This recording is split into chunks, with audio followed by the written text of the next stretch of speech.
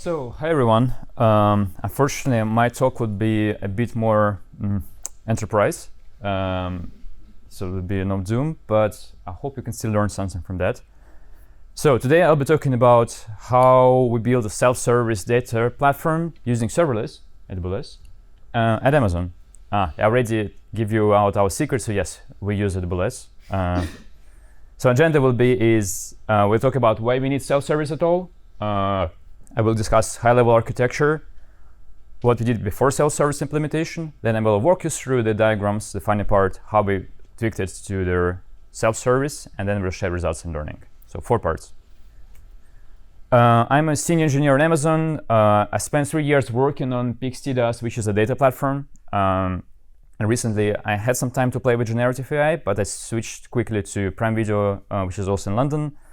And yeah, I do windsurfing, bouldering, and also on my own. I do not officially represent Amazon here, but I will talk about the stuff that I worked on. So part 1, case of self-service. So if your business is large enough or you have a lot of data, you want to make data-driven decisions, usually you put this in some sort of data lake. Data platform is an extension of that, or this is how I see it. It's basically what data platform does. It connects multiple producers and consumers, so teams within your organization who produce data and consume data, to exchange it. And it's usually it's like a single piece of software which catalogs all the data, tells you what data sets are available, what are their schemas, how you can get those. And yeah, it's really useful when you want to build a data-driven organization. Our data platform, which is called Fediakov, was allowing people to send data in real time, in bulk, consume it also in real time in bulk, and connected multiple teams together. Mostly tech teams were producing the data, so we'd have some sort of software applications. And engineers and data analysts were consuming the data and making analysis, reports, machine learning models from that.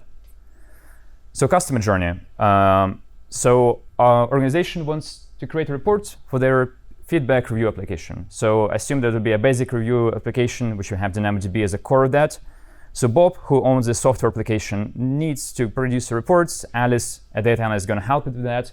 But unfortunately, DynamoDB, NoSQL database, is not really great for analytical use cases. So an analyst usually use Spark to go AWS Glue, serverless version of Spark. QuickSight, well, that's Amazon in the end, so that's for dashboarding and stuff.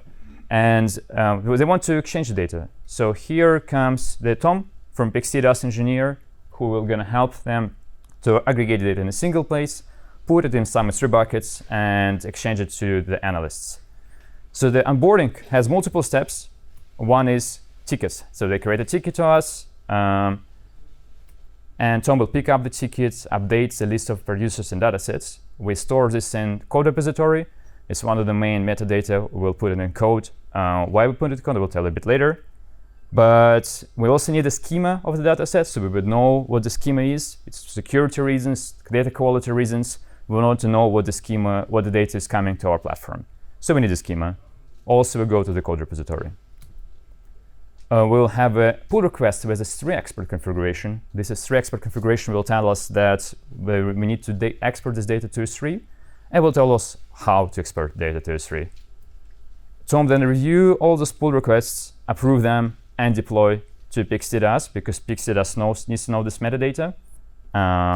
And finally, it will grant permissions for Tom to a software application that Bob has to publish data to Fediakov, and data will be flowing after they're finished integrating with our API.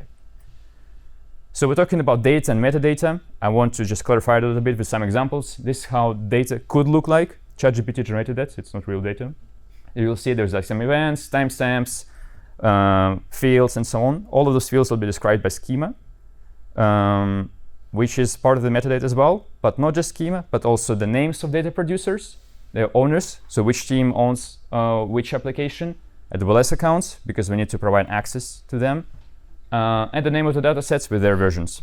It's also part of the metadata, not to be confused with data. Another metadata, as I mentioned, is schema. So we use JSON schema as a standard for describing the schemas, and basically a list of fields with their descriptions and some constraints.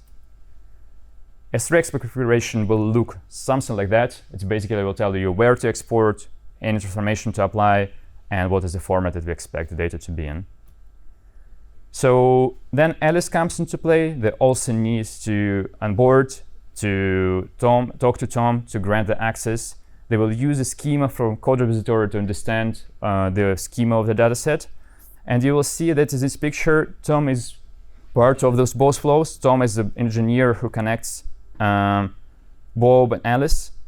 It's part of the problem. Another part of the problem is all of those metadata is going to the code repository, which is then deployed through the pipeline to PixTDAS.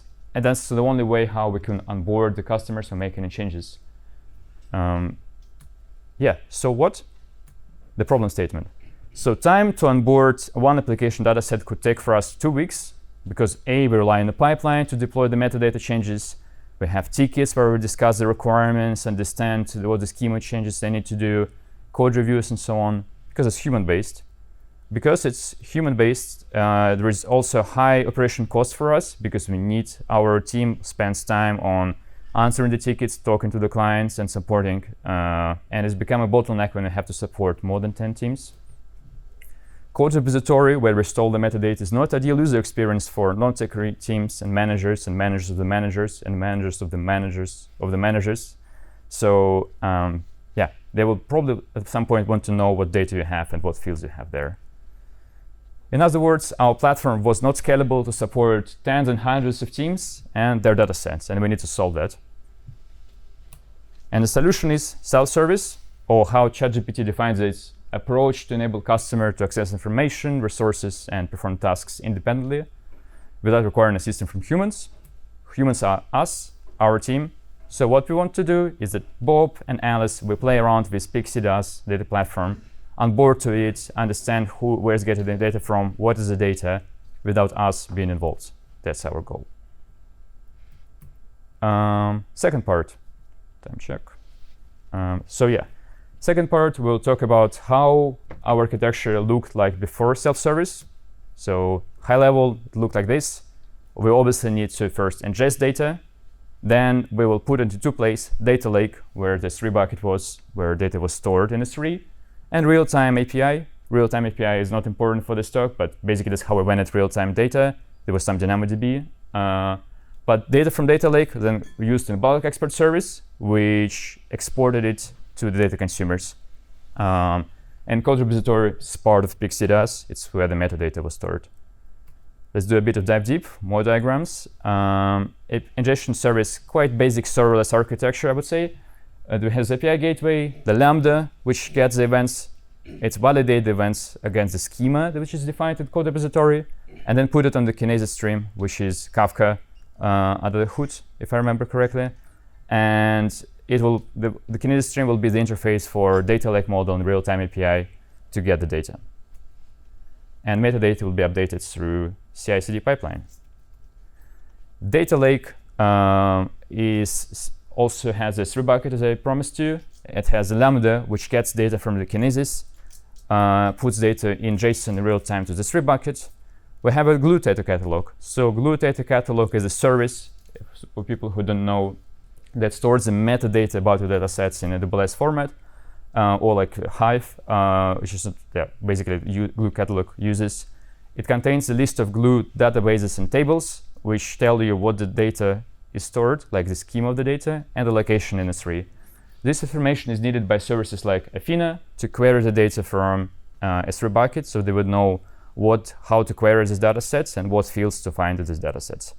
Other services who integrate with Glue Data Catalog, I think Glue and Redshift Spectrum, and maybe more, but I know these three at least for sure. Bulk export service will go to this S3 bucket from data lake. There will be some jobs running that will snapshot data, transform it, dedupe it, change the format, and do a bunch of other stuff that defines by their export configuration, which will be part of the code repository. And we'll put data into another bucket, which will be accessed by consumers. Cool. So how did we implement self-service implementation? Just to remind you, we want to get to this state. And for us, it would mean we don't want to use pipeline to update CI/CD, to update the PixTDAS code repository and metadata. What we want to do is to create a portal. So portal, or like a web application or UI, will be used by our customers to play around with our platform. They will go there for all metadata use cases, such as register a new application, add the data sets, configure the schema, change the schema. Schema evolution is a huge part of our use cases. Grant permissions, view some access metrics. Consumers, and obviously anyone, including those managers of managers, will browse datasets, request access to the datasets for their team, and find datasets and their contexts. This one is in particular useful for debugging. So when the dataset that you consume through a set of dependencies team, like through multiple upstream teams, has an issue of data quality, you really want to know who is owning this dataset. So ownership was one of the use cases we tried to solve with this self-service approach. So to connect the Playbridge platform with this UI, we decided to build something that is called control plane, because control plane is because we're going to control and handle the metadata and control how the platform will behave based on the input from the portal. We were switching to microservice architecture back then because our team was growing in size. We want to split in 2, maybe 3 teams. And we saw that this microservice architecture will help us to improve development experience and don't work on the same code base. So it actually was not one control plane, but one for each service, so multiple. But there is one piece missing, and for that we need to use some sort of domain-driven design or split the services into boundaries.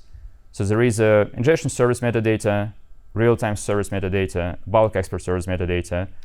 So ingestion is like about how you're going to ingest it, what is the mode, is it real-time, is it not, what are the limits. It's free export configuration. It's basically this YAML file, but yeah, it's part of the bulk export service. But what really connects all of those domains together is core parts such as producer application, datasets, and consumer application. At that part, we decided to handle in register service. So now it's more complete, yeah, with register service. Let's take a look how we build it. So register service, as I said, will be responsible for producing consumers, so CRUD operations for adding and deleting and updating them, datasets and schemas, and schema evolution as well. So it will tell you that if you want to delete the field that is used by many customers, or like a required field, it will be a backwards incompatible change, and it will not allow you to do that. Something that was previously we had to do through code reviews to tell people that please do not delete the fields. Now it's handled in service. Ownership metadata will also go there, and architecture-wise, yeah, our favorite services, serverless, Lambda, DynamoDB API Gateway are there.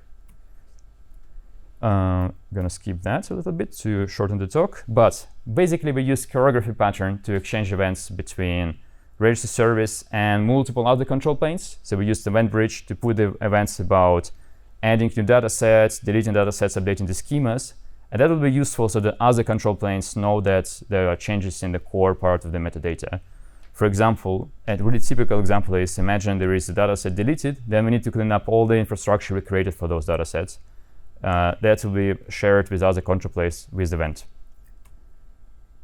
Just a quick reminder how the data lake model looked like before self-service. So we used the pipeline to create, to update the repository, or it was updated for the repository, and then we use CloudFormation to create Glue data catalogs and tables and databases inside of it. Now we need to don't use the pipeline anymore as a mechanism to update it. With self-service, the updates will come through the portal. So Bob will create a dataset and provide a schema. The register service will register this dataset with the schema and send an event.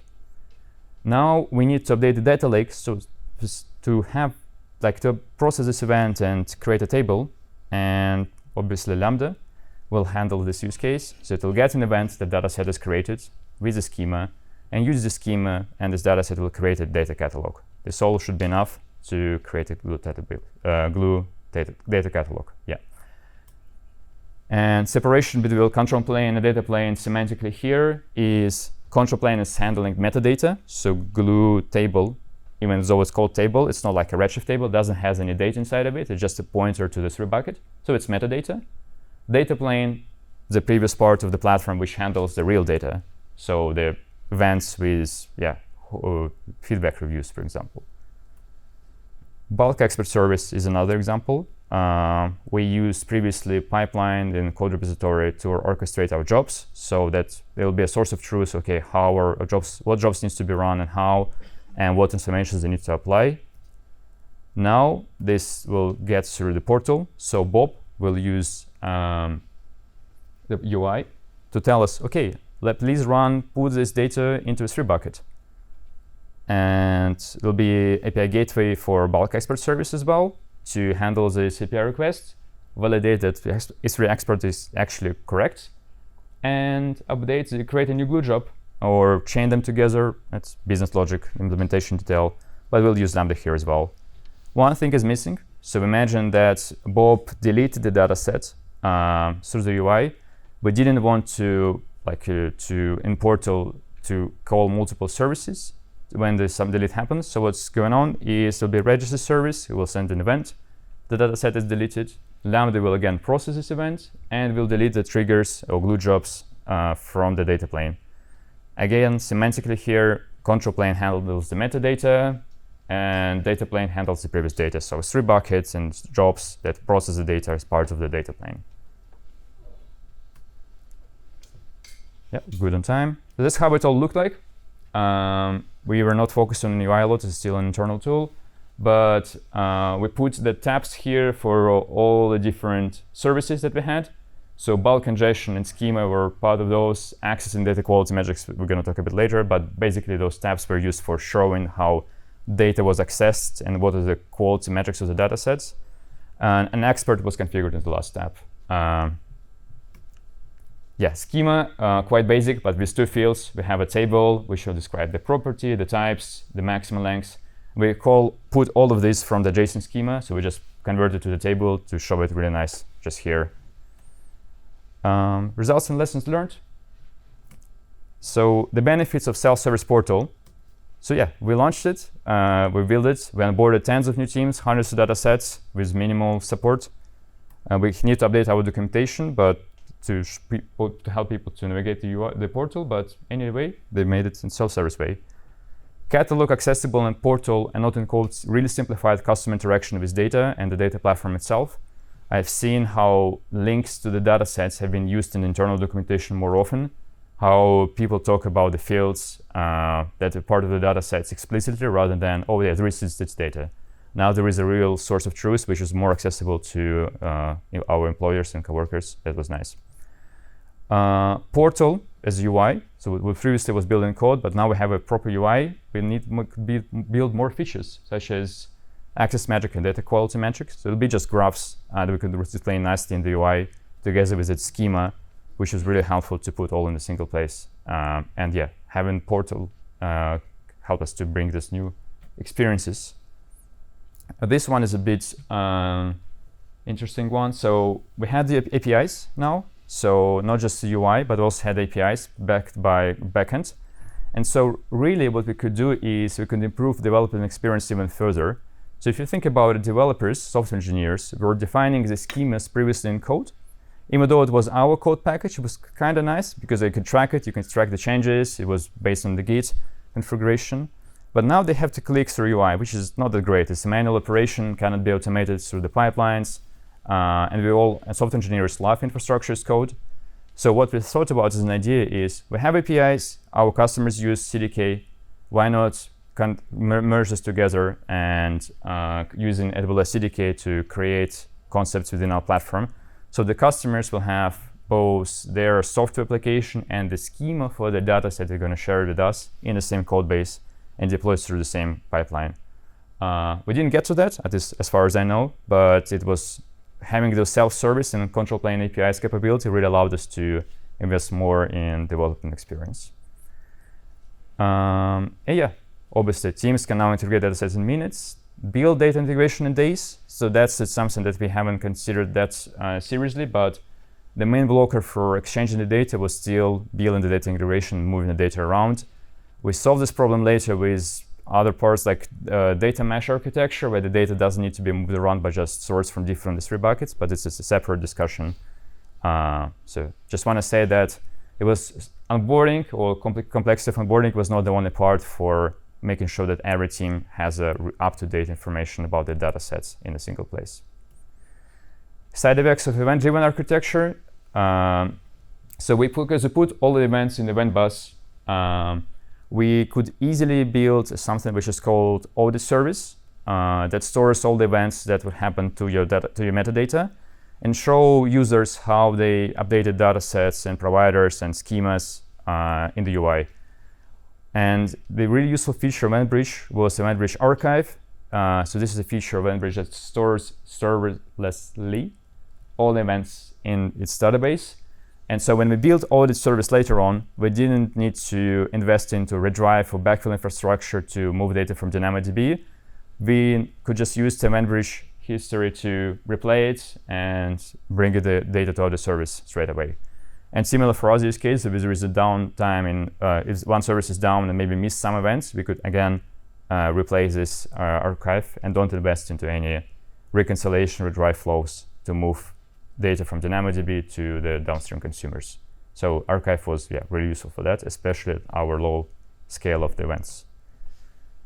High costs, yes, something that we missed is it's actually, even though it's technically simple, so API gateway, Lambdas, DynamoDBs was so complex about it. In reality, it was a lot of work to build from ground up, multiple services. So microservice architecture definitely didn't help here, which is another learning as well. So we decided to split into microservice architecture, which is going in parallel with a self-service implementation, and that's I think made the work even more complex. And our team didn't grow as far as expected. So things changed all the time. We were promised we're going to grow to 20 people, but we still left at 12.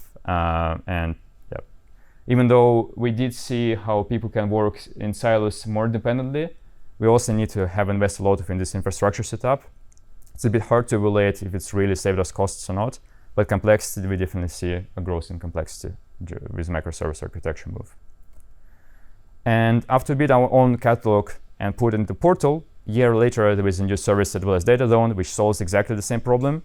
So yes, first of all, it's a good sign that we are solving the right problems for the customer if Amazon builds their own AWS services. It also gives you some insight of how unaware we are about those new use cases and the new AWS services. But what DataZone allows you to do, it can get all the data from your Google catalog and put it into a nice portal into the UI. Obviously, it doesn't solve the onboarding use case that easily because you cannot change it, it's a read-only, but it definitely solves some of the problems. So maybe we could cut our costs or look for simple solutions. We've been working with DataZone directly. That's it. Do you have time for Q&A? Yeah. Yeah?